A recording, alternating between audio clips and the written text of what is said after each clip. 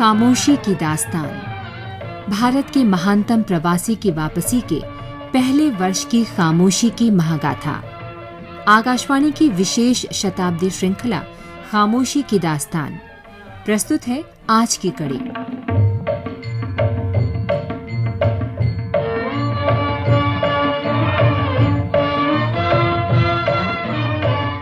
पहली दिसंबर को राजकोट रवाना होने से पहले गांधी ने समालोचक पत्रिका के लिए एक लेख पूरा किया गुजराती में।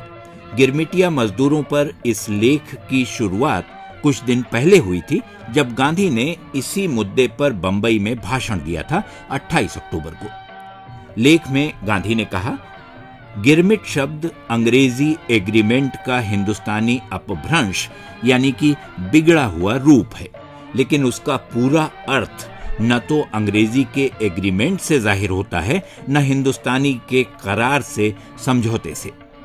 समझौता बराबरी के सिद्धांत पर होता है, जबकि गिरमिट गुलामी के ज्यादा करीब है।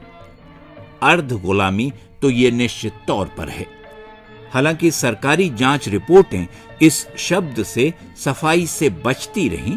गोपाल कृष्ण गोखले, इतिहासकार विलियम हंटर और नटाल के मंत्री हैरी एस्काम्बे ने इसे लगभग गुलामी कहा था। अपनी रिपोर्ट में चार्ली एंड्रूज और पियर्सन ने भी यही राय व्यक्त की। गिरमिटिया मजदूरी समाप्त करने का अभियान चला रहे गांधी ने कहा कि इन मजदूरों और पहले के गुलामों में दरअसल कोई अंतर नहीं है। गिरमिटिया व्यवस्था गुलामी खत्म होने के बाद नई गुलामी की तरह लाई गई लगती है। अगर कोई उनमें फर्क ढूंढना चाहे तो वो शायद और सिर्फ इतना होगा कि एक मृत्यु के साथ खत्म होता है, जबकि दूसरा निर्धारित अवधि बीतने पर। लागू होने पर दोनों एक हैं। गिरमिट व्यवस्था 50 साल से चल रही है। हर साल करीब 12,000 लोग हिंदुस्तान से बाहर भेजे जाते हैं, फिजी से त्रिनिदाद तक। सबसे बड़ी संख्या फिजी गए लोगों की है। उनके साथ अमानवीय बर्ताव होता है और उन्हें इंसान नहीं समझा जाता। लिखा कि मजदूरों के मालिक उन्हें जब चाहें दूसरे को बेच सकते हैं। मजदूर को इसके खिलाफ आवाज उठाने का हक नहीं है। जो बोला जेल भेज दिया गया। इन मजदूरों के बच्चे गुलामी में पलते हैं। उनके अलग कानून होते हैं और वो भी बेहद कड़े। गांधी ने कहा कि गिरमिटिया को दूसरे देशों में पैसे जरूर मिल जाते हैं, लेकिन आत्मा बेचकर मिले पैसों का कोई मतलब नहीं है। उनके पास नैतिक और धार्मिक जमीन नहीं रह जाती। परिवार, विवाह और समाज जैसी संस्थाएं बेमानी हो जाती हैं।